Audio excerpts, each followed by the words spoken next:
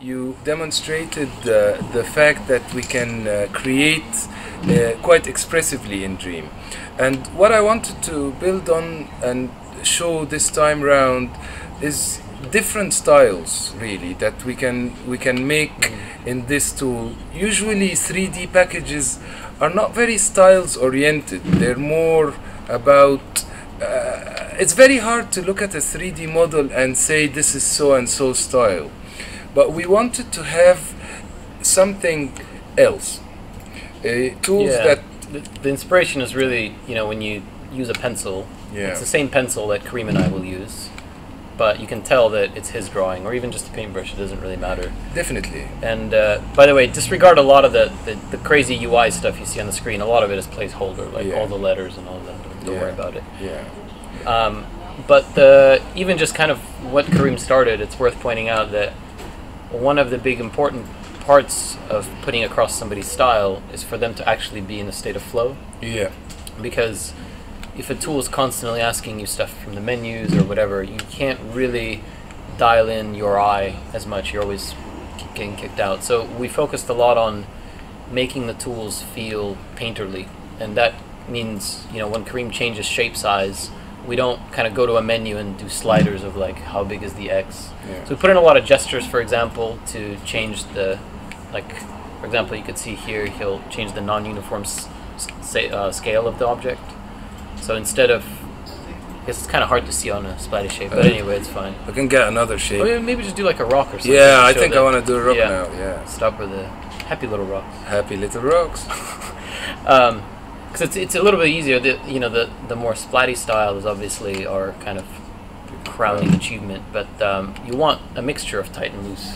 Right. So that's even when you watch the art of someone like Turner, who was the foundation of Impressionism.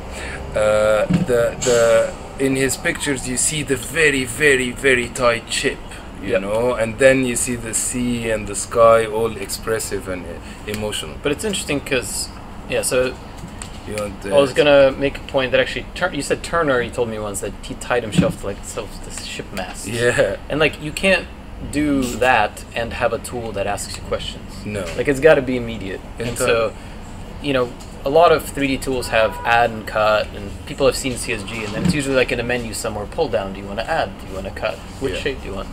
And we put a lot of work into making it so Kareem's actually not bringing up the menu very often, so you can kind of show the breadth of it. You can do gestures to switch from add to cut. That's one of the gestures, and another gesture lets you make another shape and change the non-uniform scale of it. You can also change the straight up scale of it. So I mean, lots of stuff without ever hitting menus, and that's important because it's a different mindset when you hit menus. Obviously, changing colors. You know that in my studio when I'm painting, I don't even put my paints on the palette. I put them on the painting because I don't want to move my head, because that already takes your concentration off the picture. Yeah, we actually had a version. We've had so many versions. Oh my god. Like the color picker you see here is like the thing that we knocked up before Paris because we just. But we've had, I don't know, 6 color pickers that just me before I. And one of them was very much about, like I did one when I first got here that had 4 colors and you had to mix all of it. And I think Kareem's the only one that liked it. I love that one. Bring back the 4 color. Because basically you just mix on the canvas full stop. But, you know, we want to walk the delicate line of supporting people that are more kind of traditional, people that are more painterly. It's actually interesting when we talked about the differences between the Move and DS4, because, you know, we support obviously both Move and DS4, and even DS4 without camera, like using gyros and stuff. And the capabilities of all of them are identical. So, you know, you'll be able to sculpt with all of them, you'll be able to do assembly, music, all of that stuff with all of them. But actually the difference is fundamentally in the techniques. So like a lot of the stuff that Kareem's doing here, where he's using lots of 6 degree of freedom placement, that gives you techniques that look like this. On the DS4, because not even anything about the controller, just purely because of the way you hold it, it's less comfortable to do this kind of action. You know, it's much more comfortable to kind of sit there and use either the sticks, use the touchpad for rotation is quite nice, So it's not anything about like capabilities, just strictly ergonomics push you towards a different style. So we want to make the best, like the DS4 is the ultimate game tool. It makes you control the coolest of game characters, and there are so many ideas and features that it does. You know, in the puppeteering, it came to life so much. I love puppeteering with the DS. It's wonderful. Yeah, the cool thing with it is you have a lot of buttons, and the buttons let you have quick access to lots of different things. So like facial expressions, arm poses, all of that stuff. And one of the, I can't remember which one. One of the nice things about it is when you need to, say, animate a character going a really long distance, a really natural way is just to play that character walking into the distance, rather than having to grab it. You could do that, but these kind of things where you're doing more gameplay stuff, like Cream said, it's very much. One of my favorite techniques is the twist. Anton put that. You know, Anton is into his pottery, so he adds a spin to everything. Basically, we love spinning. UI design is actually very easy. You basically take all the different 3D transforms you have, and you say spin one of them, spin two of them, spin three of them, spin. You just keep spinning until you get all the different combinations. So I love it. It's so cool how you get different shapes if you spin quite slowly like that. But you got to be over the hole, I think. Yeah. You get different. This is kind of what we meant about techniques. Is now, you know, this isn't a trunk texture. This is just Kareem figured out that if you spin in a specific way and then kind of move with it, you get a very interesting doubling on itself kind of texture. When I first implemented actually this feature, I did it simply to rotate the shape on the end of your stick. Yeah, so that's useful. Yeah, totally. And then I was like, oh, it'd be kind of fun to just do momentum, and I did really fast ones. Yeah. You know, the first one looked like muscles. It looks like crisis muscle. Yeah. do a. You can undo it, I guess. If you don't want it. I think it's quite cool. Yeah. It's like proper. And it's you know, that's because that's the first thing I tried, and it makes good beards and stuff. And it's interesting the feel difference, because that one feels very much like a Dremel. Yeah. Like it's a crazy head on a Dremel and just. Yeah. But then John Eckersley, I think, maybe you independently discovered that if you spin really slowly, then you get clouds. Yeah, that was a John classic. That was a John, yeah. And so people were doing like trees in one stroke.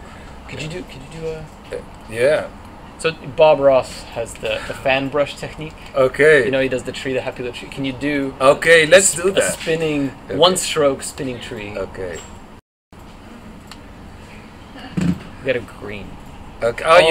You mean the because that's the branch. grab. Okay, let's do it. Yeah, I just need to make it a go little longer. trunk. Little longer. Yeah. Ruined. We need to get another splat for that. I have actually a. Oh yeah, make another sculpt. Yeah. Go with it. Yeah. But even without splats, if you spin a box, you can do it with a different, just so we can splat it up later. Okay. So basically, Francis, I think, discovered that if you spin, was it a wedge or a cone or something? Do whichever one you think is best. But basically, it's quite fun just to try different. I love that side of the project. Really, that is the most exciting things, that we can do things like that and just end up with really interesting shapes that you'd never imagine. You just say, I wonder what that will do, and you go, I like that, that looks cool. And then using our splatting types, you can just pick it up and go, let's give it I think you have to, yeah, boom. I like that one. Saved. Yeah. Oh, look at that. That's Ooh, yeah. Let's do that one. Might need some work on the trunk. Okay. It's interesting that the primitives. So I do some pottery on the side, and I kind of brought some tools along. I think at first glance, when you look at the primitives, the intuition might be, oh, a cube is you make cubes, the cylinders for cylinders, and they think of it very kind of rigidly. But actually, another way of thinking of primitives is kind of like tools like this, where you have a weird shape, and this shape isn't for making this shape. It's this shape because it's useful to have a tiny bit of cut and this wide area. And one of the first surprises for me was that I would have thought that the most useful primitive would be like the sphere or the cube. Yeah. Because, you know, it seems like the most basic. And you guys always use cylinders. Yeah. Everywhere. Yeah. And I was so confused. Why cylinder? Like, it's a weird shape. It's like, it's a cut thing. Yeah. And the reason is because actually cylinder gives you an easy way to do both curves and a flat piece without having to switch shapes.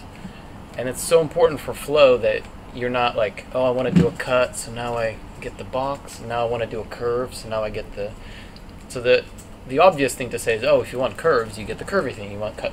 But actually, a more interesting thing is because you have the full kind of 3D input, you use the sides of the shape as the different shapes. Oh, yeah. I love that technique, actually. The thing about techniques that we discovered in this project as well is that everybody has entirely different ones, and we wanted to show off in this session how varied these different uses of those same shapes, same brushes give entirely different results. In fact, let's pull some of the guys' beautiful artwork that has been prepared. Yeah, so one of the things we kind of brushed over, are you going to do some search, or are you going to grab it from stuff? Yeah, here it is. Oh, yeah. So one of the things we kind of brushed over in the Paris demo was that collections, like users-made collections, and people are a huge part of Dream. So like you do far less text searches and much more searches by people and browsing through kind of curated content. Yeah. So for the stream to make, you know, searching faster, essentially Kareem made a collection of all the stuff he wants to show. So it has a bunch of, you know, dreams other people made from different people. Yeah. And you can kind of see the variety of style, but yeah, let's pull. What shall we pull first? I think you should do a sculpture garden. Okay, let's do that. But use mech parts as pedestals. Oh, that's not bad. Yeah. Okay. Or macaroons. I'm feeling the macaroons actually. Go Macaroons. So we get like some macaroon pedestals. These macaroons were used in our Paris demo in the live session of playing and creating together. So this is a bunch of them. I actually really like this orange paint stroke here, which John did for one of the trees that was used in the demo as well. And even though it's a very simple piece of art, is very tasteful and lovely, and you put it in any orientation and in any direction and it looks fabulous.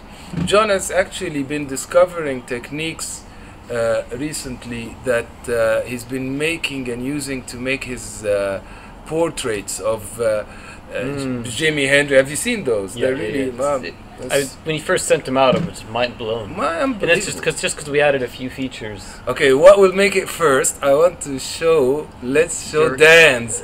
Dan's drummer. Dan makes skulls. Yeah. And things that are almost skulls. Yeah. That is like that is hardcore. I look at that. You don't mess with that guy. And Dan's is actually one of the guys in QA. So like, he gets actually the best job because essentially he doesn't have to make the art. He just tests it and just makes art. Yeah, as part of it. I think this is the reason I'm starting with the work. This is our audio designer, wonderful work, and this is Ed from Audio, and this is his first ever use of our tools, and this is what the first time user creates in Dream. That for me was testament. And then we go to Francis, our wonderful Francis, who did Sackboy and so many other beautiful creations. And using our sculpting tools, he's been able to do. I love the techniques. This one is a proper Rodin too, because I don't know if you noticed this, but this isn't like he basically took a sphere, and then he just carved it. In fact, I want to demo for the viewers what that technique is all about, because just like sometimes I remember when you see people's stuff, you will remember how they did it. And that is basically still the tree spinning about. See the cylinder? Yeah, the cylinder. We love the cylinder. So cylinder is like Kareem's 1-inch brush. I tell essentially you, 90% of the work. Cylinder is super cool because it's got curves and it's got sharp bits, so it's amazing. Super tasteful. This is the technique that Francis has used to make this guy is basically just using shapes like that and drawing with them in the 3D space, and then using the cutter to cut through your shape and carve away. And basically these two techniques here that we just demonstrated are what this guy was made of. It does take more than that, I have to say, because Francis is like also one of the best artists ever. But the brilliant point we're making here is a technique is something that we're really big on in Dream, and we want that to grow with every person in the community. Will get new techniques. John here, however, made this character out of stamping of different pieces. I think these were like some mechanical pieces made for from a robot or something. I can't even tell. Is that John E or John That's B? John E. Okay, like yeah. John B's coming. What's a good counterpoint to that if you bring it in? Do you have the multicolored John head? Oh yeah. Because it's interesting that John, I think I saw it. Maybe it's on the next page. Yeah, that guy. So John Eckersley made that ages ago, right? And that has a very similar feel, even though it's made out of mech parts. Yeah. But that kind of abstract. That tree needs to move. Let's move it over here. Can you group and clone some happy little trees just for an homage? Okay. Oh, did we not? Oh, yeah, just select the triangle. Yeah. Hey. We just put this UI in like a week ago. Cool. In fact, we need another tree. Yeah, go full clone. Okay. A bunch of trees. He needs a little friend. Okay. Tree I just introduced Kareem to the. I love this one. It's so good because it's democratizing painting, and it's a very similar. You know, Kareem's always talks about happy accidents. Like, we actually designed the UI to encourage happy accidents, not as a joke. It's like so much of cool stuff happens because midway through doing something, you spot in real time something cooler. Entirely. And you just completely switch. Yeah. And if you make a tool that does exactly what you intended first time, like if you front load it and say, type in all the numbers, like you can, but you miss everything. I was very reluctant to even practice or prepare for what we're going to do today. You know, we always have a look at the tools and see that everything is working, and that so we can at least know what we're doing. But there is something wonderful about discovery and exploration. Exploration in games or exploration in art. Victor here, Victor did some of the craziest things in Little Big Planet. And for some reason, he has made a Russian sort of inspired football game. The dance of my people. Yeah. So, and did you see his egg? I have it too. Oh, the matryoshkas. Yeah. So, not the what do you call the Russian doll? Matryoshka. Awesome. This is the Victor, the Victor macaroon. Hi. Yeah. I wonder if the chat has some ideas about what. Have a look. Let's see. Let me grab the. Could I grab this thing? Check out what the people are saying. Oh, that's that guy. And this is Mark's. Oh, I was just gonna watch as it goes. This is one of Mark Healy, our creative director's character designs. And it does remind me of Mark, actually. It looks a bit like a sort of cartoon version of him. And then we have... Can you have a request for a tornado? Tornado? Yeah. A tornado. A tornado. Let's do this. If you flip her, she kind of looks like a tornado. Okay. No, I think I got the ultimate tornado. So we do a new sculpt. And I think, you know, it's time for the Oh yeah. the torus. And then we need. Still do the scale as you. Yeah, entirely. I want to. If it's I think I need to still split it into this one. Yeah, there you go. Maybe that one. See, that's the cool thing is you're like, oh, I really want this. By the way, all these letters are just our shorthand for presets that we're just trying out. We're obviously going to wire it up with nice visuals and everything. Let's pick a color. What's the color of a tornado? It's dark. Titanium white. Titanium white? Is it time? Okay. Alright. Smash the white cream. And then we turn fast. Boom. Ruined. There we go. Rocking Max says, is there a limit to how big the levels can be? There is a limit, obviously, because, you know, memory limit, but it's a very large limit. We don't want to say like the actual technical limits at the moment because we are still optimizing stuff, but you know, it's on the order of thousands of objects, not on the order of like tens or hundreds. So like could do actually, yeah, do the tornado out of clone brushes just to kind of show you. This is like the object limit tester thing. When I put this in, all the programmers cried. Yeah. Oh, that's a cool way to do a tornado, actually. Oh yeah. Never thought of that before. Yeah, we just winged it. Yeah, right now we have It's like a tentacle tornado. I like that. What else do we need? there's also a question which is, can you make tearaway in dreams? Oh yeah. Oh yeah. I like how you just Okay. yeah, Why- one stream. Why not? Let's. Who made that? Johnny? Or? I think John Oh yeah. Eckersley made Oh, it even comes with light. a iota. A trois, actually. This is like, I remember when he first made this for the E3 Easter egg. That's It was in one of the bubbles.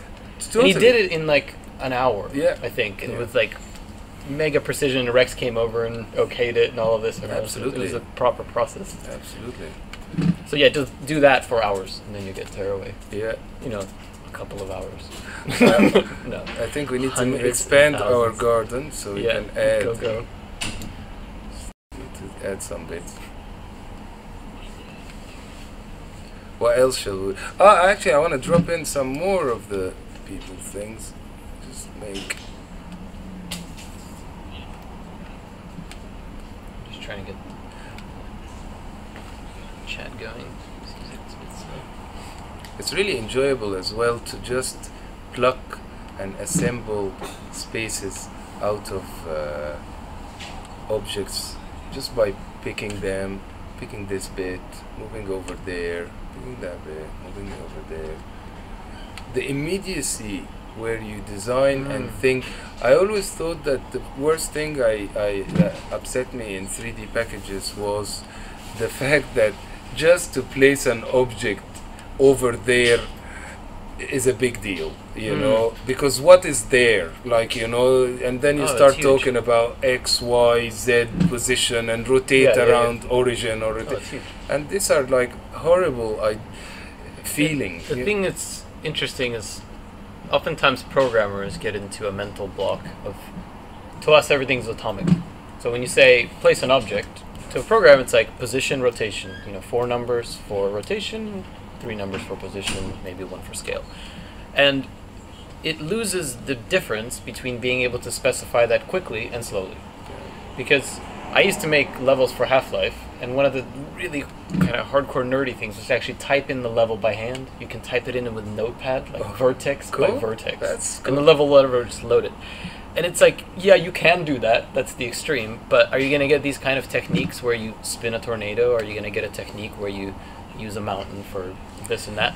You just won't, because it takes you so long to even play something. You miss everything after that. The question is always not whether you can do it or not, is what do you want to do with that decision. Like the important thing is stories. You want to remember that you're doing that space So an event can happen in it, an animation can take place in it, a story. It's not just for the triumph of placing the object in 3D space. That's not an end, that's a beginning. And to spend any brain time in such atomic things takes time away from more expressive things. Yeah. So it's just a question of where do you want to put your time. We have a request for a waterfall. Okay. And can I add a... Okay. So I'm thinking that rock formation Yeah. curved into a waterfall and then falling water. Ah, the building. building. Okay. Okay. Or go arch, up Yeah. to you, but I think we got to get a waterfall in Okay, there. let's get a waterfall. So in order to have a waterfall, we need a fall. So I will just change the level, get a piece of the land, Oh, yeah. put it down there, down there,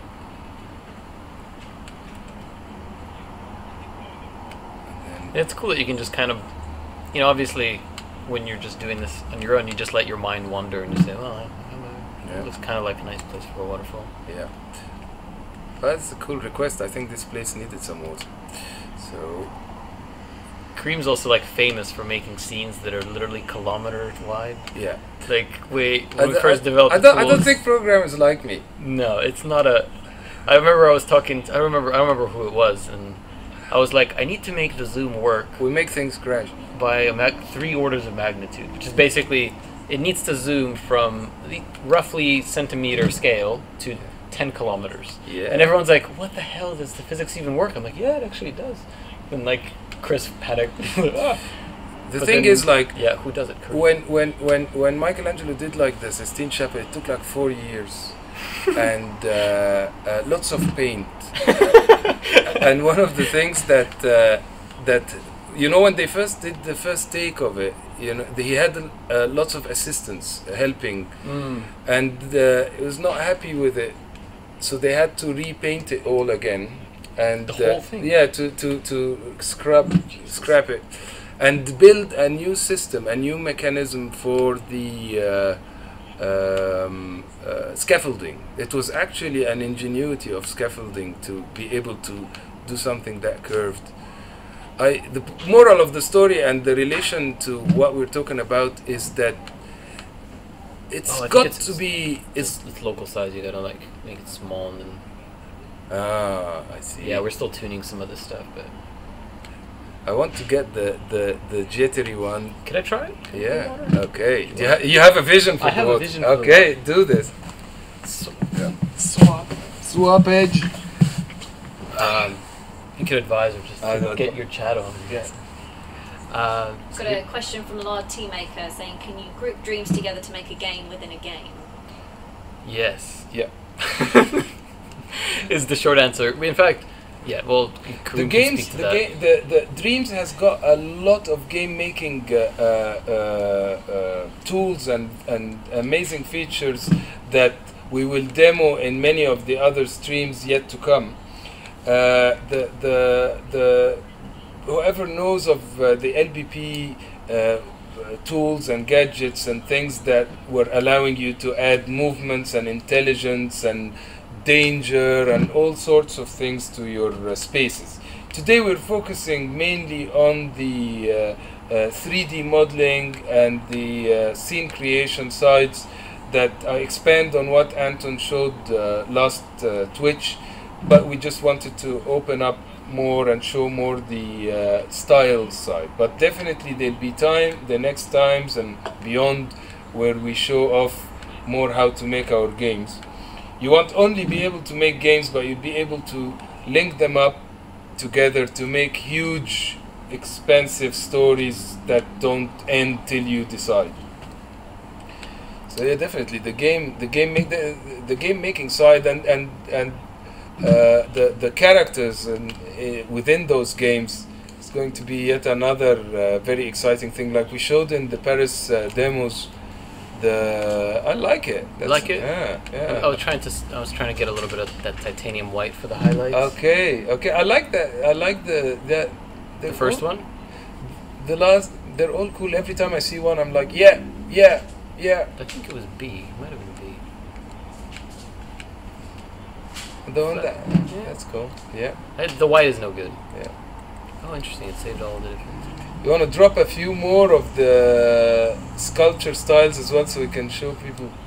Yeah, actually, one of the interesting things is just technically we have lots of interesting features, but one of them is kind of this relative zoom feature, so you can work at any scale. So it's very good for doing detail because you just go in, do a bit of detail, but then I can zoom out, and without even having to change the size of my brush, it's the appropriate scale, so I can, you know, then kind of put it into here. And it's one of those, again, like flow improvements that we always do. It's when you want to do fine detail and large detail, it's even just the action of switching scale is something you're like, oh, I want a bigger brush. It's like, no, we'll just give you the exact right brush. I don't know, like I like the waterfall-y bit, but it comes from nowhere. It needs a little pond behind. It's a happy little pond. Yeah. But it's not really... And you know what needs to live in that pond? There is one of the items in the bag. Yeah. That is one of the creatures that Emily created that I really like. It's some monster thing. Where is it? There. Up there. That one beside the butterfly. This? Yeah. I think it needs to live in the pond. Oh yeah. What? As it loaded, I was like... Yeah. It's actually a really good point, actually. This is the speed of loading. Yeah. Like, this is a many piece object, as you can see. It's made of lots of John Beach pieces, and then part Emily. And we're just going to kind of just hide it. Just hide it there. Wasted. The imp's mouth move to how we talk. Hello. Sometimes. Or are you saying it should live here? Yeah, it's like having a bath now. We'll just put it secretly here. hidden. So this is the power of the relative zoom. So I can kind of go over here and zoom all the way out of the scene, and I have an appropriate thing. Or I can kind of go, you know what, it should really just live there.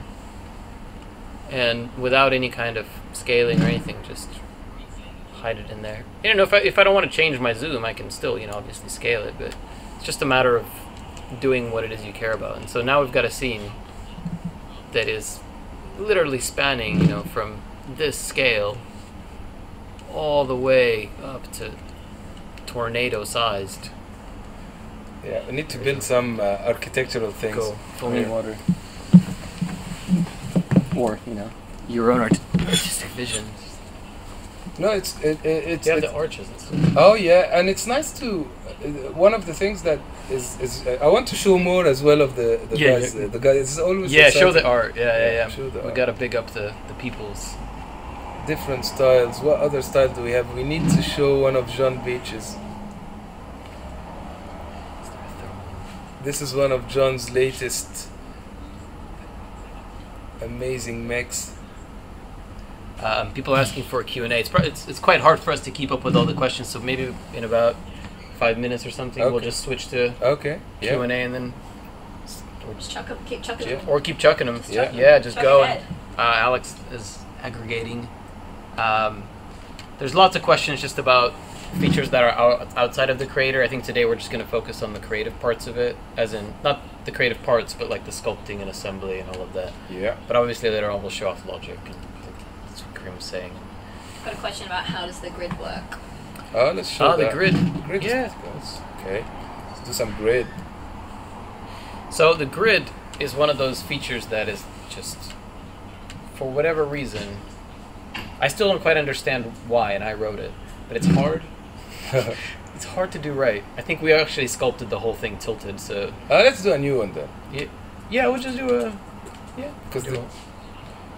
So the thing with grid is like... The thing I always disliked about grid, personally, was that you always had to worry about grid size. Here it comes. Is it I have a glitch. Do we have a glitch? There we go. So I used to do a lot of level design for like shooters, like Half-Life, Quake and stuff. That was like my modding roots in a way. And the thing I hated was juggling different grid sizes. Yeah. So, it doesn't. I don't think it. enabled in sculpture. Just go full assembly grid. I think that works. I hated juggling different grid sizes. Yeah. You know, you'd make a room and then you'd cut a piece out, and then like, oh, that's on a smaller grid. And what I wanted to write was a grid system that just essentially just works, and it lines up and all of that business. So I wrote something that is what I call a proportion grid.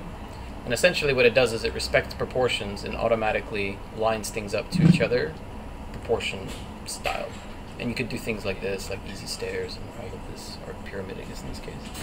And the clone tool is wicked on grid because you can very easily make really cool architectural shapes. So it's a looser grid than I think most people are used to, because most people imagine, oh, the grid is grid paper. Yeah. You know, but if you've ever seen architectural paper, it's a bit different. It's got different lines and it's got different axes and it's got like, it's a bit more subdividey. Yeah. And you can do all that same stuff with this one as well. Like you can go perfect, you know, Lego block style. But the ability to kind of loosely be on grid and mostly care about the proportions rather than, you know, the exactness of it, I think is really interesting. And I think it suits more the kind of painterly version of dreams. Definitely, you can block out your scenes and get a very quick spaces with that system, and that's just with using one shape. I'm just he's literally just sculpted one shape and just go. But we can, if we find an object that is more articulated, like actually I'm gonna put one of the. Let's make a space station using John Beach's mix. They're probably grid aligned. He's quite... Yeah. It's the magic of the beach. Let's see. Oh, yeah. Of course. Of course. In the meantime, you got a question. How do you make objects shiny? Oh, yeah. So there's material properties. There's things like shininess and metalness. It's actually not wired up right now. When we rewrote the whole of UI before Paris, we... we rewrote stuff and we just haven't wired it, but you've seen screenshots from the end, even from the E3 trailer. There's lots of shiny stuff and lots of I wish I could show you because it looks really good. I guess is the short answer. But yeah, I like using these things on the grid. They really make very quickly amazing formations. And I tried really hard. We're not 100% there yet, but I tried really hard to make it so that the grid isn't just this crazy lines all over, because in 3D grids can get really nasty. Yeah. You know, you can get essentially like the Matrix in your face. And I think my high bar is that the grid just works and you don't need to see it. So it just lines things up and you're like, cool, it keeps me lined up, but you don't have to explicitly ever, you know, see it or even use it. We might add some projections and that kind of thing later on. One of the coolest things we actually added, and again, haven't fully wired up to the UI, is if you look at the imps themselves, the imps have this kind of interior glow to them, and it's sort of subsurface scattering like thing. I don't want to say subsurface scattering because Alex will kill me. Yeah. But it's an approximation to the technique, so we call it waxiness right now. Oh yeah. What? So the repeater tool, basically does that. It's no actual better explanation, but it's really fun for architecture. It's basically clone the object. Oh, and by the way, repeat this. You know what? Difference. We need to get the spaceship from the E3 demo. You remember that? Oh yeah. And clone it. Coder's crying. Kareem's on a power trip.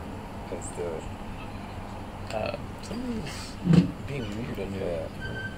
Anyway, I wonder if do the 4-way clone, but with I was gonna say do a flip. You can do a yeah. So it's for the technical minded of you. It's the delta transformation between the current and the next, right? So if you scale, flip, rotate, all of that just gets kind of reapplied in a Nautilus seashell kind of way. And that includes flips and scales and stuff. And you can get a really mental kaleidoscopic kind of things. Obviously the simple use case is that, but actually you could do, you know, spiral staircases like that just by taking a piece and go. And oh yeah. That's you got to go off grid, but. Got a question. Can you reduce detail to make objects less complex? Yes.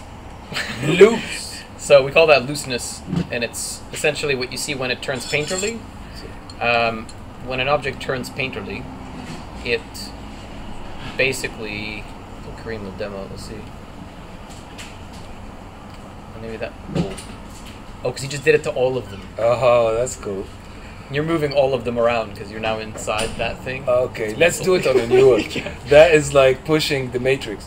But you know, basically, it's that. So it's interestingly enough, in traditional engines, making stuff kind of loose and smoky is mega expensive. Yeah. Like that's the expensive part of most games. You do the visual effects later. In our game, weirdly enough, because Alex, the things that are the more splatty and loose and whatever cost you the least memory. Yeah. So the number one way of like essentially getting back some of your thermometer budget is just loosen everything up. And that's awesome because it's not actually de-resing, it's a sort of tasteful de-res. So you can drop the level of detail and like this sort of shape here. Yeah. So that shape will cost you, well, I don't know the numbers, but probably like 16 or 32 times less than a tight shape or something. Yeah. So, you know, you can have on the order of tens of thousands of regular objects ish something. It's thermometers are a bit trickier in this game than in LBP, but essentially the more painterly the more stuff. Yeah. So which is like music to my ears. And not to diminish the other, because you can already see we have a lot of non-painterly objects. It's not like a limit in that sense, but if you want to do huge mountain backgrounds or something, you can do them in a painterly style and it costs you virtually nothing. Yeah. And what other is there any question? Other question?